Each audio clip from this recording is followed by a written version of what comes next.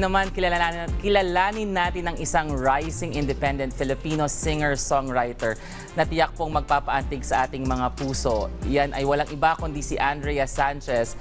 Hello Andrea, good morning and welcome sa Rise and Shine Pilipinas.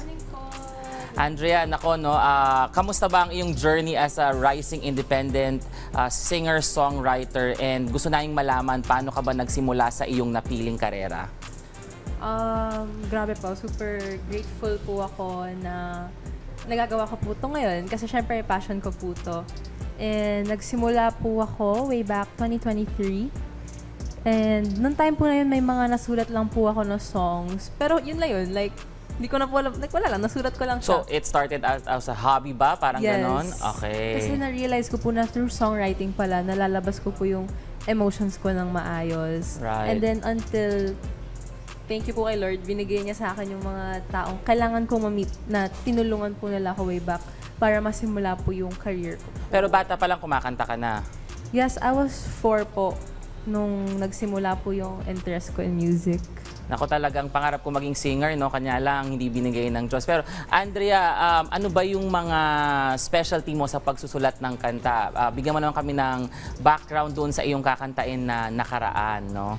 Okay, so yung kakantahin ko po is titled Nakaraan. It's my latest single po. And so far, a crowd favorite, kaya very grateful po. And itong song na to, nasulat ko rin po to way back 2023 din po. Oh, Actually, wow. it's the second song po na nasulat ko ever. For some reason, ibang songs po yung na-release ko over time. Pero finally, na-release ko na po siya. And nasulat ko po to kasi noong time po na to, parang yung perspective ko was anticipated grief na parang, shucks, alam kong kailangan ko na mag-move on, ganon. May pinagdadaanan ka ba nung panahon na yon?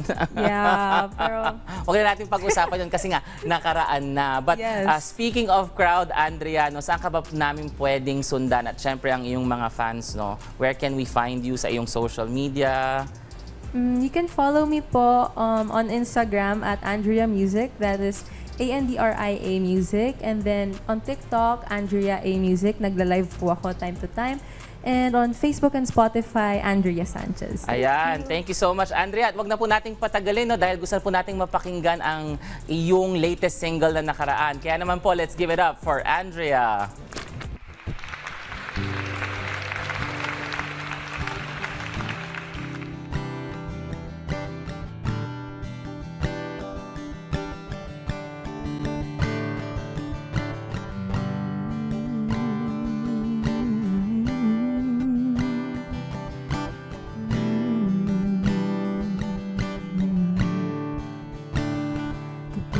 Gabi palagi lang nag-iisip. May pagkasa pa ba? Pagbibigyan pa ba? Pwede bang balikan ang ating nakaraan? Naaalala mo pa ba mga gabing magkasama? At sabay nagkatingin sa ganda ng liwanag ng mga bituin.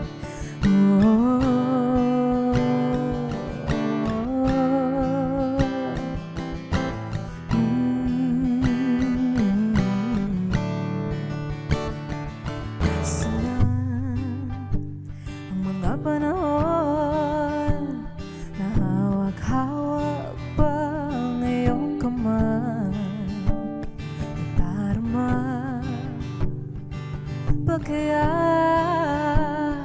ang tamis ng iyong yakap at lambing? Kaya naaalala mo pa ba? Naaalala mo pa ba mga gabing magkasama? At sabay nagkatingin sa ganda ng liwanag ng mga bituin.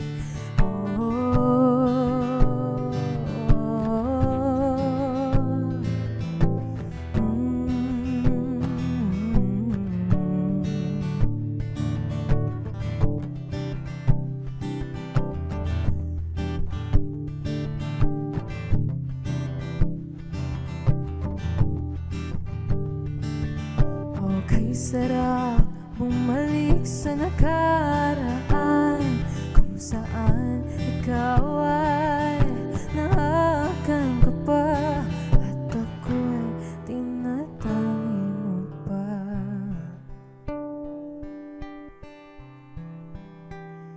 Naaalala mo pa ba mga magkasama at sabay nakatingin sa ganda ng liwanag ng mga bituin?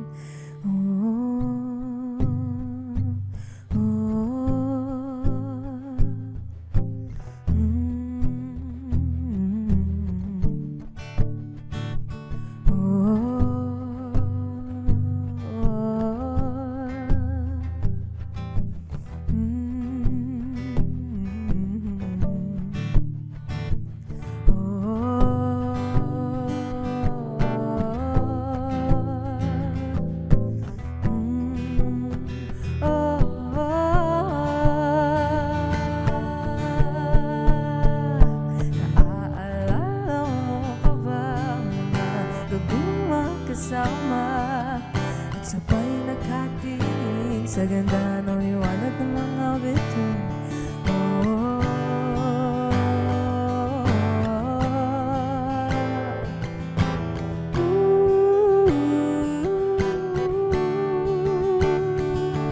Okay, sarap bumalik.